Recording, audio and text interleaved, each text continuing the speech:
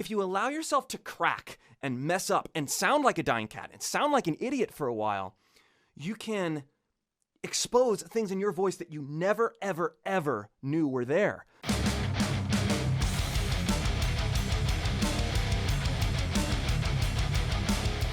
Hey everybody, how's it going? Got a real special guest on the show, Mr. Chris Liepe from his YouTube channel, Chris Liepe. Now, a lot of you guys have been asking me for a very long time, hey Glenn, where do I get vocal lessons from? This is the guy you want to get in contact with because he's got amazing vocal technique and he's got an amazing vocal lesson that I'm going to be having available for this week at a very special rate. So what's that all about, Chris? So this course I just got done doing with Warren Hewart is all about maximizing your voice, particularly in the studio. And we cover how to take what you would ordinarily be maybe more comfortable with without a recording studio and making it sound really amazing on recording. So we work with, not only do we work with microphone technique and signal chain and stuff like that, but I actually teach you how to sing. We go over lots of ways to pull out aggression in your voice. Screaming, aggressive mixed voice, you know, some of those higher notes that guys like Rob Halford and Dio and some of those guys can access all the time. I show you ways to get there and ways to make it sound great on your recordings. You know what I'm going to do just to make this interesting? I think I'm going to take this lesson and see what it does for my voice. Because little known fact, I used to sing in a band professionally about 25 years ago, and I really haven't done it in a very long time. So, you know, I've been doing nothing but practicing guitar this whole summer based on a couple tips Warren gave me, and everyone's like, "Wow, man, you got way better at guitar." So it's like, you know what? Maybe I'll take this vocal course and then maybe try singing something on the show at some point and see how I can resurrect my voice. But of course, the actual title of this video is Top 3 Favorite Metal Vocalists. So we're going to go through our each top 3 and just see what we go. Let's start with 3 to number 1. How about that? Okay, man, I don't know if I can do it in a like 1 is my favorite and 3 is my third favorite. So it might be like a no particular order thing. Okay. Well, I know who my absolute favorite vocalist is, but anyway, go ahead. You know, one of the guys that I've really been getting into lately is Spencer Sotelo. Who is that? From Periphery? Oh, okay. I don't listen to Periphery. Yeah. Half the people just watching my show are going, "What the fuck, Glenn? Come on. Well, you don't listen to Periphery?" Well, I hear all about them. Maybe I should actually start listening to them. Yeah. No, this guy can do it all. He's got an incredible high mix. You know, a lot of people who listen to him who are wanting to learn how to sing. I've actually done a whole video on him on my channel.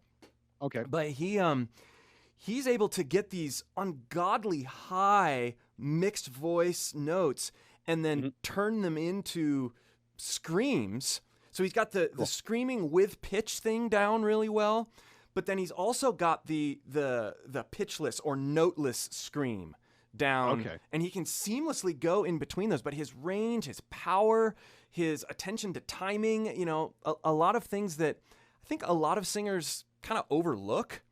He's like super accurate, yet super expressive and diverse all at the same time. And I love, you know, a lot of, really hard or screamy vocalists, they kind of forsake the melody sometimes, but this guy's got an extreme sense of melody and emotive connectivity. So he definitely makes my top 3. Fantastic. Now you give me an incentive to go check out Periphery now that I know that they've got a great vocalist, because honestly, it was the great vocals that turned me on to metal to begin with. It wasn't necessarily all the guitar playing. It's just I'd never really heard people sing the way how they do outside of metal. And there's just a lot of raw power there and whatnot. So anyway, I got to go with my third favorite singer. He's relatively unknown. I've worked with him several times on the show, and he blows my mind every time he sends me a vocal track. It's got to be Siegfried's song from Korea. And he's just an absolute fucking powerhouse. We've done a couple covers together. We did the Beck anime cover, Moon on the Water. He was the vocalist on that. Go check it out. We'll have links in the description below. Everybody who hears that thing is going, whoa, what is up with that singer? That guy's incredible. We've also done like Danger Zone and a couple other things. And yeah, every time he sends me something, it's just absolutely freaking mind blowing. He's got so much power behind his voice.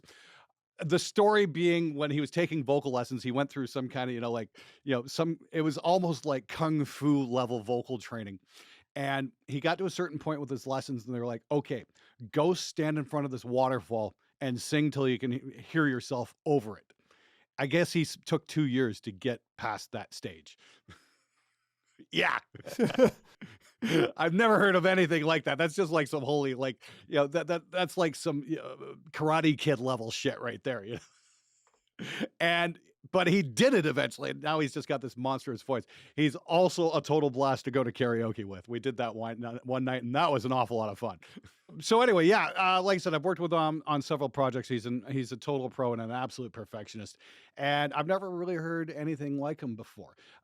Apparently, he even tried out for Dragon Force. Really? I've heard, yeah. Like he's at that level. And he almost got the gig. Almost, unfortunately. So if there's some band out there that wants a raging metal vocalist who'll just blow your fucking mind, yeah, get hold of my friend Siegfried. He's amazing. Can't say enough good things about him. Nice.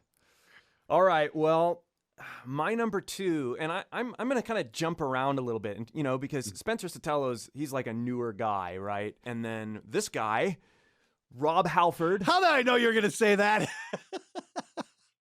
And it's interesting to study Rob throughout the years because he did a lot of different stuff, right? Like, Painkiller is screeching and there's all sorts of amazing things going on there. And then you've got, the more commercial stuff, Breaking the Law. I actually did a video a while back on Rob Halford. And it's interesting, several years ago, I was part of a project for another education company, music education company, where I had to do some covers of some Priest songs.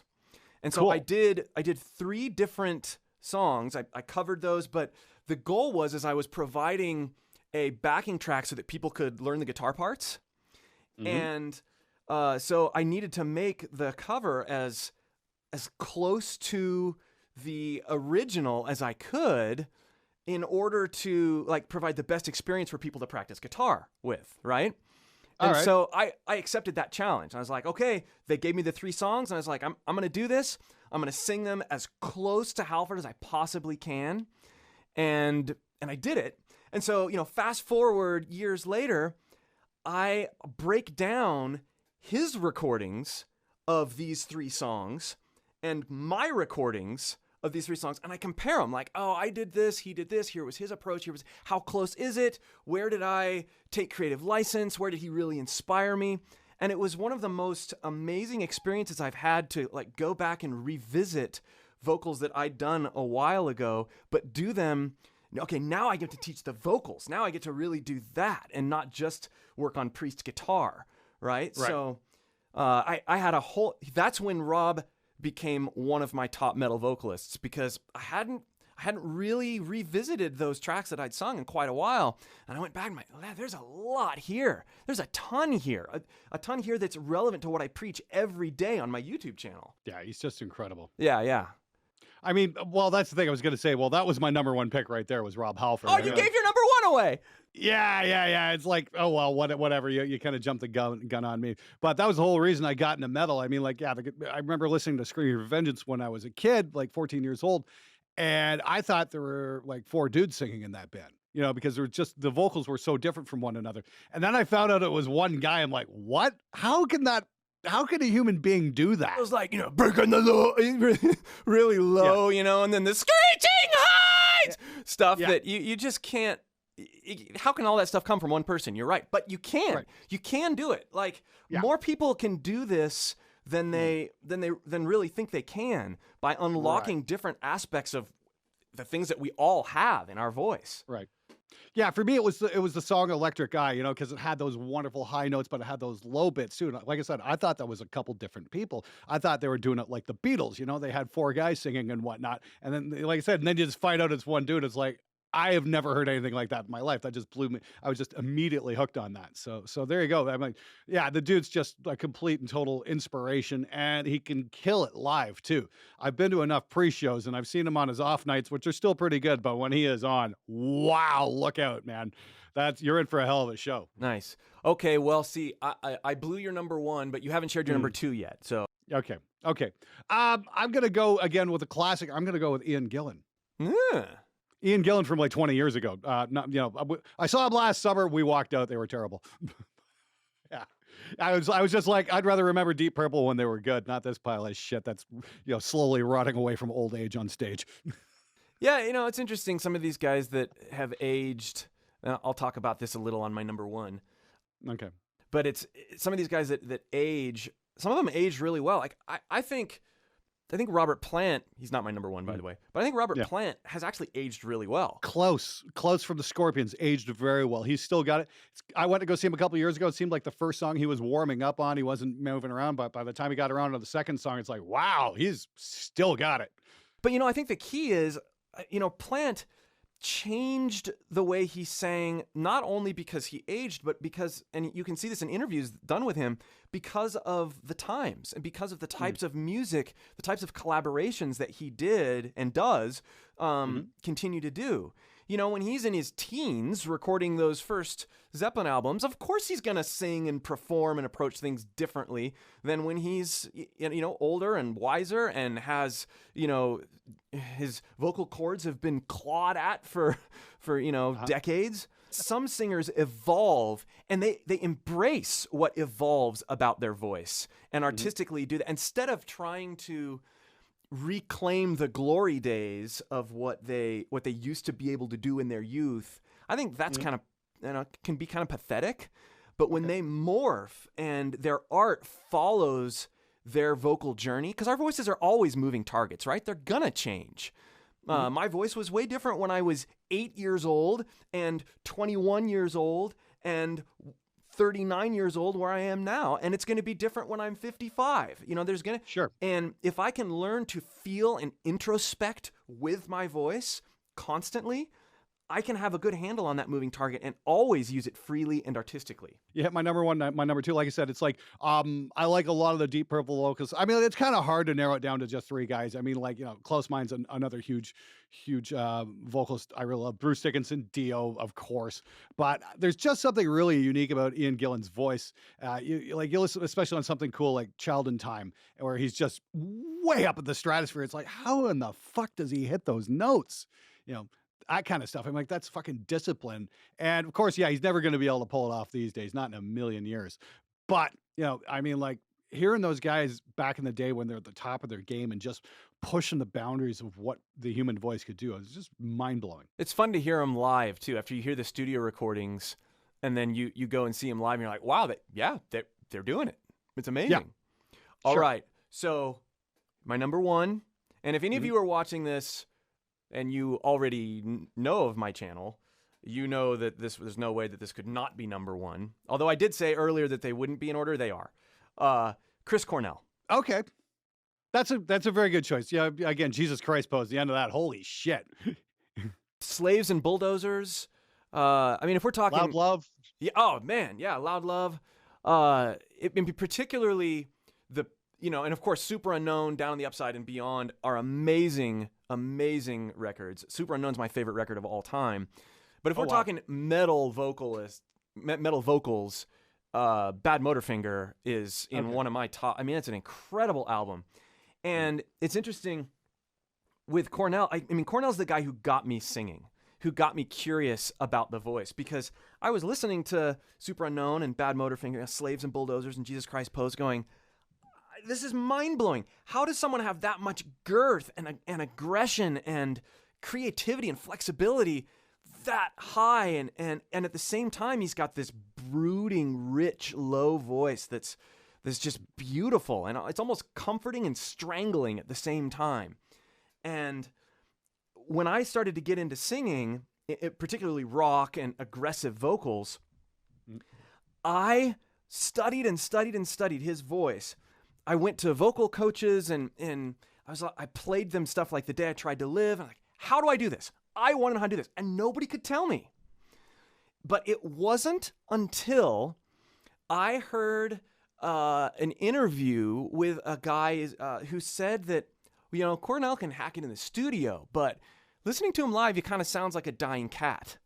And initially, I took great offense to this.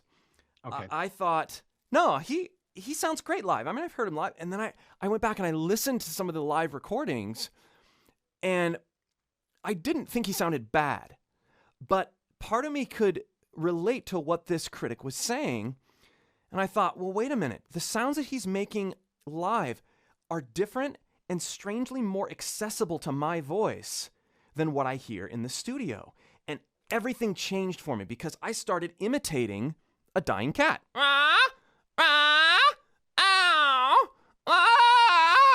Making these sort of stupid noises and then realizing, wait a minute, when I do this, yeah, it doesn't sound like singing, but that's a really high note.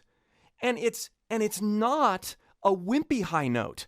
Like there's a little bit of strife and aggression behind that. And so as I picked apart that more, I started experimenting with, well, could I put more behind that? Could I yeah! Oh, wait a minute. There's actually like a little pitch there. So there's a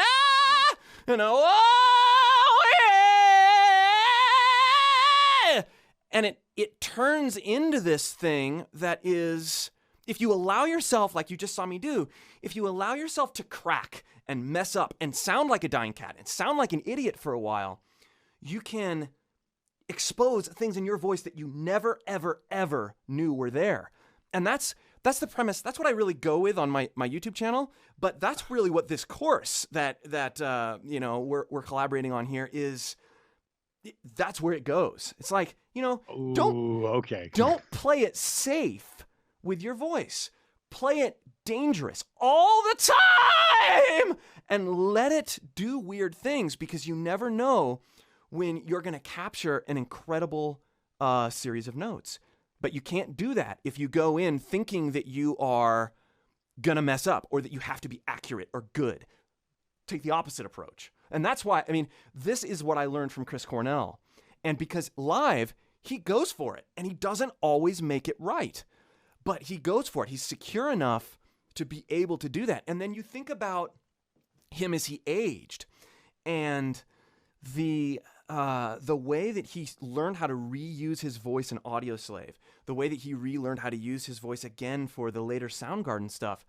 And you have even more respect for him because he still was hitting the notes, but it was with a sense of maturity and a renewed sense of introspection. So there's so much you can learn by studying these singers if you know how to study them in the right way. Wow.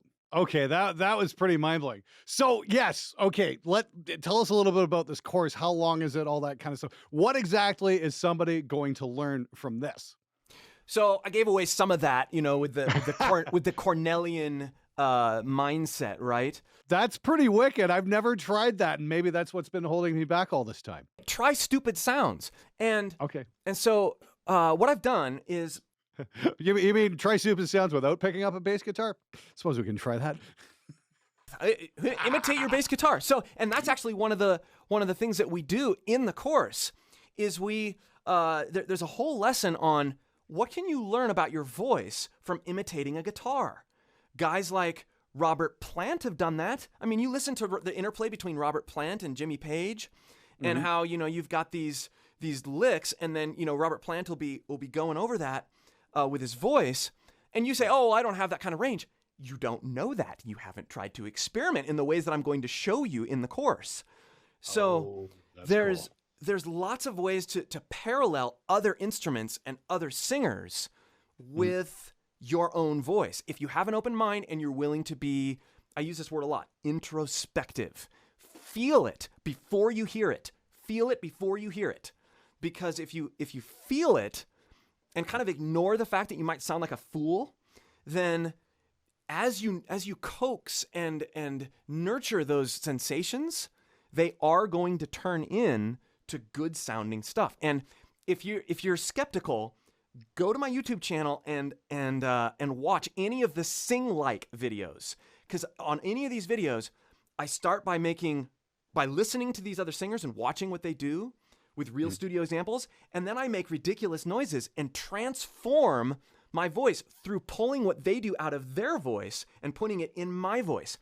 And the course that I just finished, it takes this to a whole other level. In fact, I've created a whole album's worth of backing tracks that are sound-alikes for some of our favorite vocalists. And we learn like the importance of rhythm and spitting out your notes, or spitting out your words to create good rhythm and pocket, which a lot of people overlook with their singing because they're all about pitch. They're all about sounding like this, but they totally forget that pocket, rhythm, groove is just as much of a part of your vocal recordings and performance as a bass player or a drummer. If you're not in the pocket, you're shooting yourself in the throat. I mean, I think literally. Wow. Okay, that's pretty insane. So it's a 20-hour course, right? So this course is 10 hours-ish, 10 plus. And then what I've done is I've bundled this course with another course that I've done called Discover Your Voice. Okay. In this course, Empowering, Maximizing Your Voice and Vocal Recordings, you're going to, as you go through this and you see what I do and you try things with your own voice, you're going to want to go deeper, even deeper with some of the techniques that I introduce in this course. So I've included Discover Your Voice because if you want to learn how to unlock your mixed voice on a deeper level, if you want to learn how to access false chord engagement, grit, distortion, if you want to learn how to unlock that kind of thing, if you want to unlock your ear so that you can fully understand how to build layers and harmonies with your voice, the combination of this new course and Discover Your Voice. Okay, so you're getting 2 courses for the price of 1 here. What's the total length then? So you're looking at over 20 hours, and Discover Your Voice is the groundwork, the completely dissect your voice and rebuild it from the ground up. Empowering Your Voice and Vocal Recordings is let's make this thing really shine in the studio, and let's pull from all sorts of different singers and inspirations and learn how to infuse some of that, which we might not have otherwise ever realized in our own voice and recordings.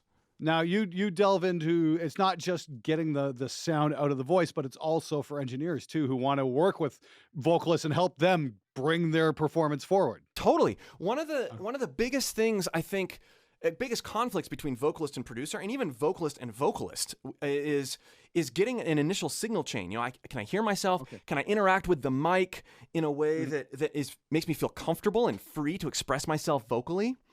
And so we actually open the course up by getting this stuff out of the way, right? Yeah, that's a huge part of it, is just getting the mic set up and getting the headphone balance right and getting the vocalist very comfortable. And that's a huge part of the job is, recording guitars and drums is one thing, but working with a vocalist, that's just a whole nother ball of wax. As a producer or vocalist, have your vocal chain set up so that you can whisper all nicely like this or scream, and the sound is good. Like I feel like this mic and this signal chain that I have set up is part of my voice. It's part of my expression. And I show you how to do that so that you're not fighting it, you're working with it, and it becomes additional inspiration in your vocal tracking. Okay, just to recap and to clarify, the courses are going for $167 for the regular bundle. That's for both Empowering Your Voice and Vocal Recordings. And we've got the Pro Bundle going for $227, and that's going to give you group calls with Chris once every 3 weeks for 12 weeks where he can track your progress. I think that's absolutely amazing. I'm going to get on board on this one as well because it sounds like it's going to be super cool. That's one of the reasons that we're limiting enrollment for that week, because I want people to be able to start it and be on track with going through the content, and we can all kind of be on the same page and help each other through this material. Oh, that's absolutely fantastic. I had no idea you were doing that. It's one of the things that's constantly coming up on the show. Glenn, where do I get vocal lessons? Glenn, where do I get vocal lessons? Okay, here you go. If you're stuck at home in lockdown land, and you don't want to know what to do, and you want to practice, and you want to get some feedback, grab this course. Grab it this week because it's only going to be around for this price this week. Nice. Well, thanks, Glenn, for having me on the channel. Oh, dude, thanks so much for being on the show. I think I'm going to take this course as well. Maybe I'll jump in on a couple of those live feedback things. Like I said, I'm going home at the 1st of October, so I'm going to be locked up in my Windsor studio for the next 4 months or so. So I figured this might be a good thing to try out. Like I said, I've been practicing guitar all summer and got pretty good at it. Maybe I should start singing on my show again. Should. We'll do like a before and after thing. That would be really freaking cool. I should totally do that. That sounds like it'd be a lot of fun. Of course, everyone's gonna laugh at me at first because I'm so out of practice. But hey, whatever. You know what? You can only get better with practice. That's the part, right? Like that's the whole thing. Like, be a fool, be an idiot, and see what happens. That's the thing. It's like, with the whole lockdown situation, everything being closed, there's absolutely no excuse to not practice at this point. Absolutely right. Especially going well, it's going to be winter where I'm at. But going into those colder months, you got to have something to do. All right, everybody, that's Chris Liepe from The Chris Liepe Show. I'm going to have links for everything in the description below. Chris, thank you so much for being on the show, dude. You're an absolute champ. That was really eye-opening on a lot of things. I got to go try the dying cat thing now. Anyway, so for everybody watching, grab the course while you can. And until next time, get out there and make some metal, you amazing motherfuckers.